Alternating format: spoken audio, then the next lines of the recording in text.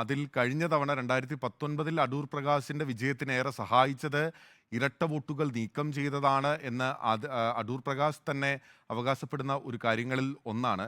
അപ്പോൾ ഇത്തവണ അതിനെ ഏത് രീതിയിലാണ് അടൂർ പ്രകാശ് ഉയർത്തിക്കൊണ്ടുവരുന്നത്? ഇപ്പോഴും ഇരട്ട വോട്ടുകൾ ഉണ്ട്, അത് ഉദ്യോഗസ്ഥരുടെ സഹായത്തോടെ നിലനിർത്തുന്നു എന്ന് പറയുമ്പോൾ അതിൽ എന്ത് നടപടിക്കാണ് അടൂർ പ്രകാശ് തയ്യാറാകുന്നത്? എങ്ങനെയാണ് CPIM ഇതിനെ പ്രതിരോധിക്കുന്നത്?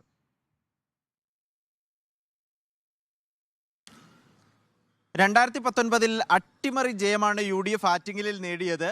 ആറ്റിങ്ങൽ അട്ടിമറി ജയത്തിന് നിർണായക കാരണങ്ങളിലൊന്നായ ഇരട്ട വോട്ട് പ്രശ്നം ഉന്നയിച്ചതായി അടൂർ പ്രകാശ് ആയിരുന്നു. അത് സംബന്ധിച്ചുള്ള ചില വിവാദങ്ങൾ, അത് BJP നേതാവാണ് ഈ വിശദാംശങ്ങളും വിവരങ്ങളും നൽകിയതെന്ന വിവാദം തുടർന്നുകൊണ്ടിരിക്കുകയാണ്. അതിനിടെയാണ് ഈ ആരോപണം വീണ്ടും ആവർത്തിക്കുന്നത്. 2024 ഈ തെരഞ്ഞെടുപ്പിലും ഇരട്ട വോട്ട് ഉണ്ട് എന്നാണ് അടൂർ പ്രകാശിന്റെ പരാതി. അങ്ങനെ ഒരു പരാതി 1,72,000 ഇരട്ട വോട്ടുകൾ ആറ്റിങ്ങൽ മണ്ഡലത്തിൽ ഉണ്ട് എന്ന പരാതി കളക്ടർക്ക് നൽകിയിരുന്നു. എന്നാൽ കളക്ടർ വിശദമായി അന്വേഷിച്ച ശേഷം 439 കള്ളവോട്ടുകൾ മാത്രമാണുള്ളത്.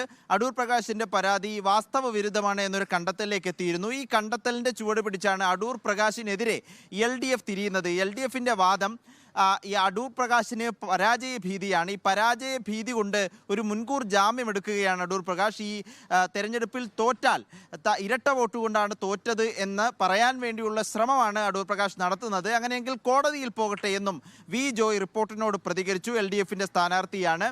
ഇതിന് മറുപടിയായി ഇന്ന് തന്നെ അടൂർ പ്രകാശ് രംഗത്തെത്തി. കോടതിയിൽ പോകുന്ന കാര്യം ആലോചനയിലാണ് എന്നാണ് അടൂർ പ്രകാശ് പറഞ്ഞത്. ഒപ്പം ഗുരുതരമായ ഒരു ആരോപണം കൂടി ഉന്നയിക്കുന്നു.